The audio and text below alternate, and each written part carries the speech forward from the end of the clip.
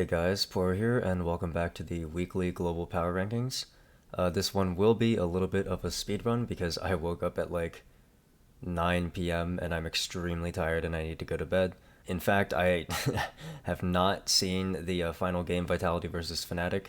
I'm just going to assume that Vitality wins. If Vitality loses to Fnatic, they're getting completely dropped off the list. So, with that out of the way, let's get going. In 25th, and a newcomer to the list, is Astralis, who started off their week 2-1. It might seem a little bit surprising to some of you that Astralis would make it onto this list, but I do want to remind you of a few things, and that is that Astralis finished 6th in regular season, meaning that they weren't actually that far off to begin with. They were only one slot away. And two, just look at how their week went, how their first week went. Wins against Koi and G2, who in Winter Split were 1st and 3rd, and then only a loss against SK, who was 4th. So they played 3 competitive teams, beat 2 of them, and lost to 1. And also, look at their roster and try to tell me what their weak point is. Like, when I look at their roster, of course, there's the whole entire stigma of, haha, it's Astralis, they're going to be bad. But now that I'm looking at their roster and how it's developed, I'm actually I don't really think they have a weak spot, because Kabe's been stepping up. He looks a lot better than he did in his Misfit days. Jonghoon is starting to get a few splits under his belt, and he's really promising as a rookie. I am a huge Leader fan. I always have been. I think he's a great player. 113, I was told that he was a dirty enter when he was in, I think it was K-Corp, but he's been looking pretty solid on his carries when he plays those. And while Finn does run it down sometimes, he also has some crazy games where he'll just pop off and carry. So I think Astralis definitely has the pieces they need to be competing in that middle of the pack LEC, so I think they've earned their spot in top 25 for now. In 24th, getting booted down a few slots, is PSG Talon from the PCS. They lost a game to J-Team this week, and I have to be really strict on the minor regions. If a minor region team gets onto this list and they lose one game, that is a massive loss for them, because I would just have to assume that that means that they cannot beat teams in major regions. So even though PSG Talon went on a massive win streak, their one loss really sets them back, and it makes me uncomfortable with the idea of them rising very high on this list.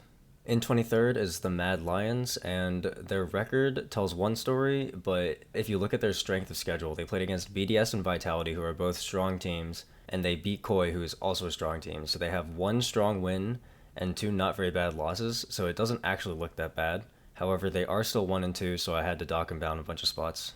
In 22nd from the LCS is EG, as they are 10-5. One disclaimer about their most recent loss to Cloud9 is that they did not have their mid laner for it. Jojopian got sick and he had to sub out, and Ryoma subbed in. So that one loss does have a little bit of a question mark around it.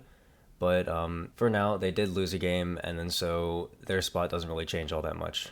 In 21st, climbing up from the VCS, is Gigabyte Marines, who are now 6-0. If they win one more game against, I believe, Saigon Buffalo, they will have completed their first round robin undefeated. Obviously, it goes without saying, but that means that they have wins against all the other top teams in the VCS. That's what those 3 teams up there are, and if Gigabyte Marines continue to dominate, I'll be super excited to see what they do at MSI. In 20th, now tied for first in the LCS, is Cloud9, who did get their revenge against EG, but as I just mentioned, it was against a substitute mid laner, so there's a little bit of question marks surrounding how that goes. Sven also went on record saying that he's more scared of EG than he is of FlyQuest, so whatever, if you take any merit to that, then that is a thing. But for now, Cloud9 still stays above EG and is sitting right behind FlyQuest. In 19th is FlyQuest, who gets dropped down a bunch of slots after losing a game to TL. However, TL has been on a bit of a winning streak lately, so it might not be as bad of a loss as it seems. In 18th is IG, who only did one thing this week, and that was lose to WE. But WE is one of the stronger teams in the LPL. I would say that they are right around middle of the pack, so it's not too disappointing of a loss. In 17th from the LCK, and actually on a little bit of a collapse as of late, is Live Sandbox. They recently lost another series to Gen G, and they seem to not be able to string together what it takes to beat those top teams anymore, so they are solidly in that 6th place spot in the LCK. Getting booted down a bunch of slots is TT from the LPL, who lost to BLG and JDG, which on paper does not seem like bad losses, but if you watched that JDG series, TT got absolutely stomped.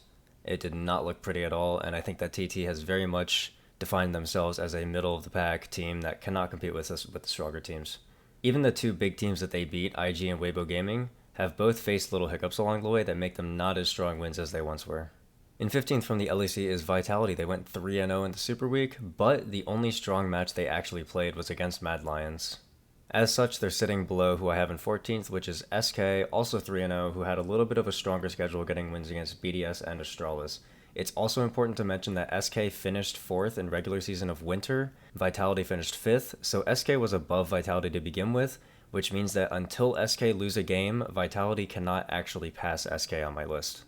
In 13th is BLG, and they're starting to look a little bit like the legit team that they were looking like at the beginning of the season. They picked up a win against TT, and it was a pretty strong win, so I'm hoping this team will be able to put it together and show us a good performance in playoffs.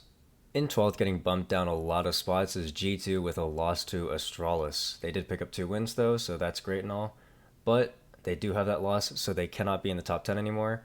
However, the Astralis loss is not as bad as people probably think it is. I think that Astralis is a stronger team than what people are expecting, and I'm hoping that Astralis will be able to contest in that 6th, 5th, 4th place area this year. In 11th is OMG, aka the most confusing team in the world. They did pick up a loss to Weibo Gaming this week, but everybody else lost too, so they get moved up by association, and that win over JDG is really helping them out. In 10th from the LCK, we have HLE, which is proving to be the most consistent team that the LCK has to offer, losing to every single team that they're supposed to lose to, and beating all of the teams that they're supposed to beat. Except for that singular win to T1 that they got earlier in the season, everything has gone according to plan, and they did pick up their loss against T1 in their repeat matchup. In 9th from the LPL is Weibo Gaming, who make their way back to the top 10 after their victory over OMG. It's really interesting to see how Weibo Gaming can dominate if the Shy doesn't run it down in lane, so we'll see if he can continue to stay consistent in the future. In 8th, getting shot all the way from 2nd place down is Top Esports, who picked up a loss to LGD. Had this happened in the beginning of the season, I would have considered Top to be a horrible team after that. However, LGD has been a really interesting team, and there are actually a lot of teams that just happen to be losing to LGD for no reason, and it's making me wonder if LGD is actually a stronger team than what we initially thought. In 7th is KT, who did finally manage to pick up their revenge win against Live Sandbox, which is pretty good for them as they are proving that they are now a consistent team who can compete at the top of the table. In 6th is D plus Kia, who's still holding strong with their current win streak. Unfortunately, moving down is Gen G, who lost to Kwangdong Freaks. Now, it is kind of crazy because Kwangdong Freaks just happens to have a random win against everybody despite being a bad team. They have a win against Gen G, they have a win against KT, they have a win against Live Sandbox, so Kwangdong Freaks just manages to beat everybody for no reason. But Gen G did still lose to them, and Kwangdong Freaks is still a bottom team, so I have to jip them for it so they get knocked down. Solidly now in 4th place is LNG, who did lose their battle against JDG, meaning that JDG clinched the 2nd place spot in LPL. And as just mentioned, JDG did pick up their win against LNG, so they move up the spot. It is important to mention that LNG and JDG did lose to EDG, which is why EDG is the top representative from the LPL as of right now, going 11-2.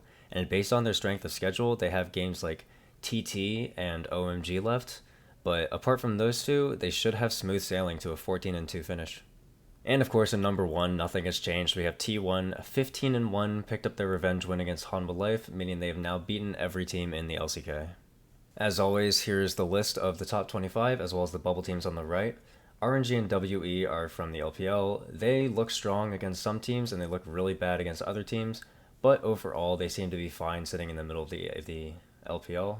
Then you have Koi, who finished 3rd in regular season in the LEC, but they did go 1-2 with the not most impressive schedule, so they do get booted down for now. Golden Guardians was looking good for a while, but they did pick up a few losses recently, so they're creeping their way down. Cerberus is the 2nd place team from the VCS, and they're 5-1. It's hard to get a grasp at how good they are, and I really won't know until MSI rolls around and Gigabyte Marines can show up against the other regions, so for now I'm being really timid about where I put those VCS and PCS teams. 100 Thieves is on a little bit of a winning streak lately, and if they keep on winning, then maybe they'll get back onto the list. SBTC is a bit of a newcomer to the VCS, and they're super hyped up. They also have some strong performing games, but they are 3-3, so they can't really make it anywhere as of right now.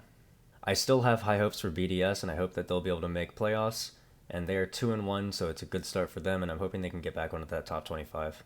TL, similar to 100 Thieves, is on a bit of a winning streak lately, and hopefully they can clinch playoffs as well. As you can see, the 2 PCS representatives, Frank Esports and CFO, are pretty much near the bottom. At this point, they've lost too many games to be competitive at all, but they are still the 2nd and 3rd place teams from the PCS, so they're on there. And then last but not least is LGD. They are 5-8, which is not an impressive record, but they do have some really big wins, and most of their losses were at the beginning of the season, so I'm wondering if they're having a little bit of a rebound. And with that, that'll do it for this week's ranking. Just a reminder that I did not see the Vitality match because I'm too tired to stay up to watch it. If Vitality lose to Fnatic, they are going to get straight up bumped off the list, and RNG will take that 25th place spot. With that, I will see you all next week.